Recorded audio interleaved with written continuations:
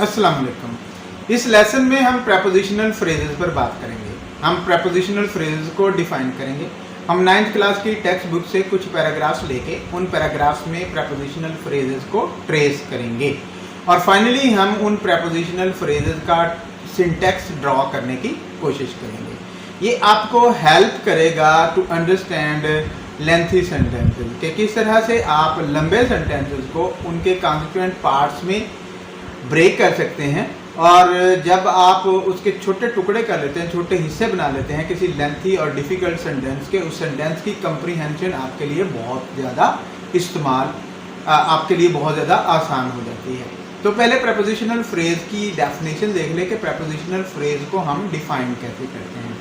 A group of words with a preposition as its head word is called a prepositional phrase, यानी अल्फाज का एक ऐसा मजमूआ जिसमें हम प्रेपोजिशन को as a head word use करते हैं तो उसको हम प्रेपोजिशनल फ्रेज बोलते हैं। इस कॉन्सेप्ट को क्लियर करने के लिए इन दो एग्जाम्पल्स को देखें।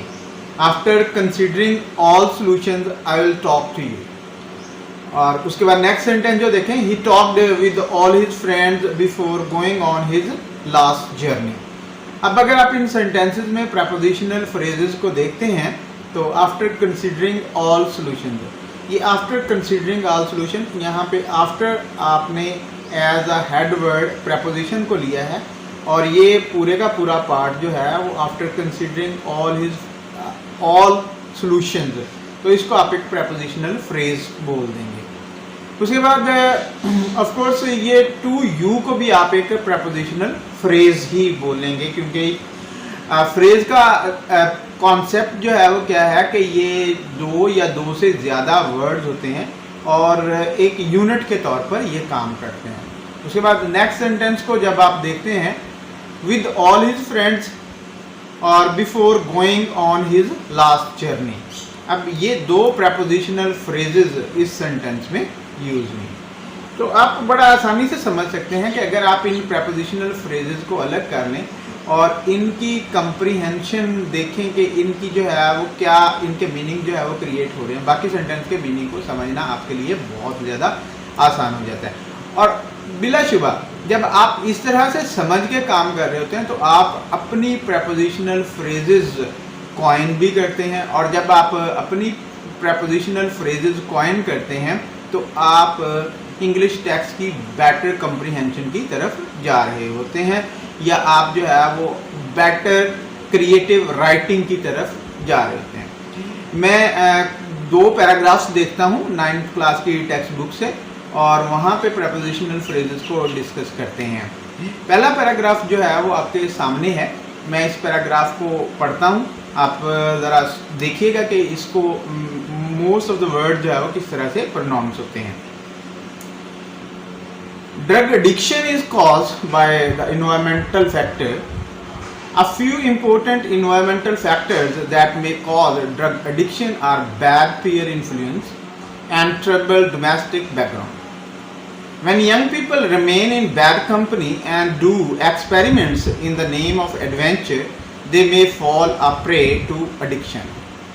Those who are dissatisfied and discontented with their lives may also resort to drug addiction in order to seek an escape from responsibilities of life. अब आपने इस पैराग्राफ को देखा, अगर आप सेंटेंस वाइज यहाँ पे देखें तो फर्स्ट सेंटेंस में जो आपको प्रेपोजिशनल फ्रेज नजर आती है बाय द एनवायरमेंटल फैक्टर्स, और उसके बाद जो है वो अगर आप सेकंड सेंटेंस को देखते हैं तो यहाँ पे आपको कोई प्रेपोजिशनल फ्रेज नज़र नहीं आती। थर्ड सेंटेंस में जब आप आते हैं तो आप देखते हैं इन बैड कंपनी और in the name of adventure, ठीक है, और उसके बाद टू एडिक्शन, ये प्रेपोजिशनल फ्रेजेस यूज हुई हैं। उसके बाद फोर्थ सेंटेंस को आप जब देखते हैं, ये विद देयर लाइव्स, ये एक प्रेपोजिशनल फ्रेज जो है वो इस्तेमाल हुई है। इसी तरह से टू ड्रग एडिक्शन और in order to seek an escape, और उसके बाद जो है फ्रॉम रिस्पॉन्सिबिलिटीज ऑफ लाइफ। तो ये मुख्तलिफ प्रेपोजिशनल फ्रेजेस यूज हुई हैं और बाद जगह पे आप जो है वो देखते हैं कि दो प्रेपोजिशनल फ्रेजेस को आप as a single prepositional phrase treat कर सकते हैं। अगर आप सपोज आप जो है लास्ट सेंटेंस में देखते हैं फ्रॉम रिस्पॉन्सिबिलिटीज, ये एक प्रेपोजिशनल फ्रेज है, ऑफ लाइफ ये अलग एक जो है वो एक अलग जो है वो प्रेपोजिशनल फ्रेज है। लेकिन जब आप इस फ्रेज को इनको पढ़ रहे होते हैं या इनको जो है वो बोल रहे होते हैं, आप कोशिश करते हैं कि प्रेपोजिशनल फ्रेजेस को जो है वो कलेक्टिवली बोलें, यानी इनको जो है वो एक टूनल ग्रुप में आप एक टूनल यूनिट में आप इकट्ठा करें, इनको साथ में जो है वो बोल दें।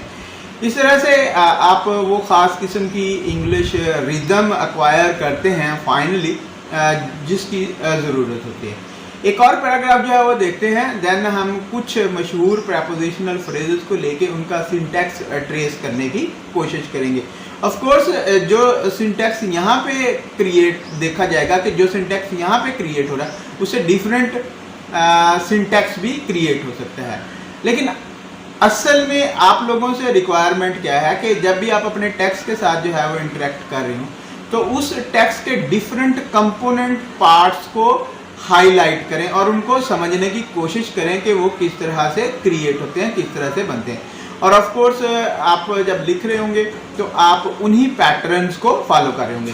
बहरहाल सेकंड पैराग्राफ देखते हैं हम कि सेकंड पैराग्राफ जो है वो क्या है, और इस पैराग्राफ के बाद of course we will be discussing all these concept. तो पहला, rehabilitation centres are the best places for the recovery process of the addicts. Complete medical support and guidance is provided to these people in the center. During drug abusers therefore must be taken to proper and certified rehabilitation centers where proper treatment and cure is available for them. However, this requires rapid identification of the problem of drug addiction and full cooperation of the victims with the teams of these centers. अब आप इस paragraph को अगर जो है देखते हैं कि कहाँ पे प्रेपोजिशनल फ्रेजेस जो है इसमें, वेरी फर्स्ट सेंटेंस देखें, for the recovery process of the addicts.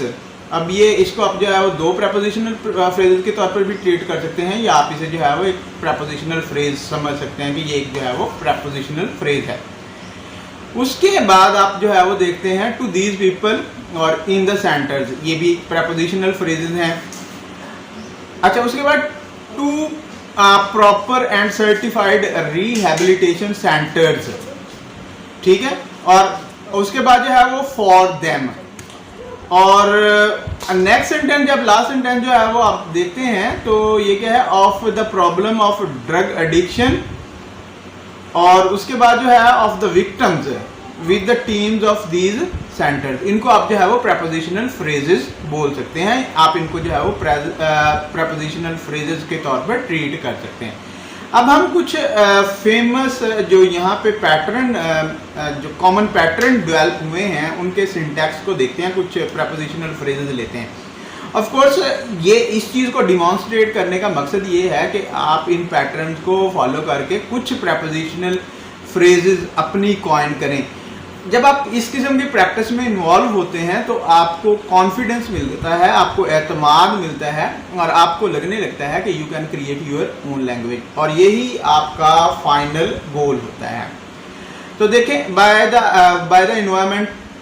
Environmental लिखना था, ओके सॉरी ये छोटी सी मिस्टेक है, बाय द एनवायरमेंटल फैक्टर्स। अब अगर आप इसको जो है वो देखते हैं कि ये एक्चुअली किस तरह से प्रेपोजिशनल फ्रेज जो है वो, पहले प्रेपोजिशन आया, बाद में आर्टिकल आया, एंड देन एडजेक्टिव, और आखिर में noun.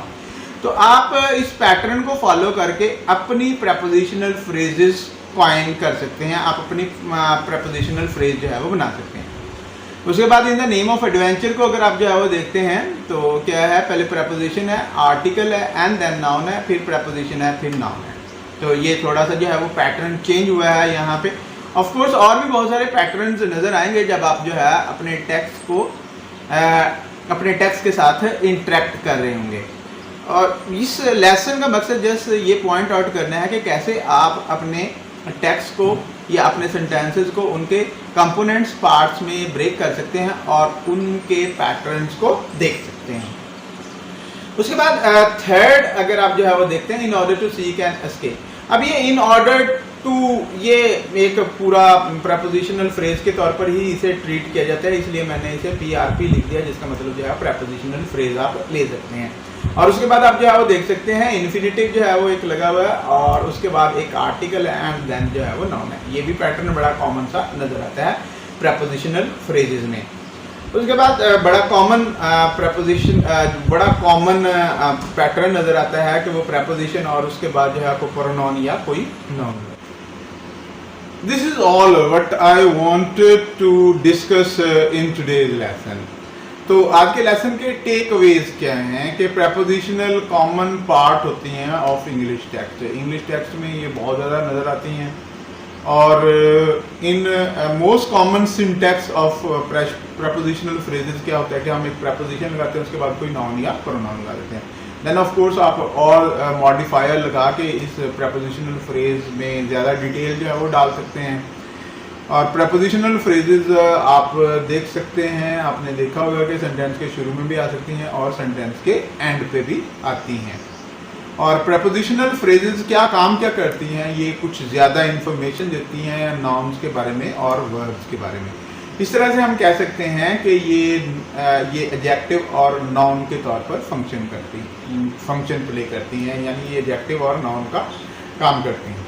We will be talking about this kind of things in the future, or I believe if students start following the advice which I am giving in these lessons, so they will feel that within very short period of time they are becoming expert of English language, and this is the final end of all these.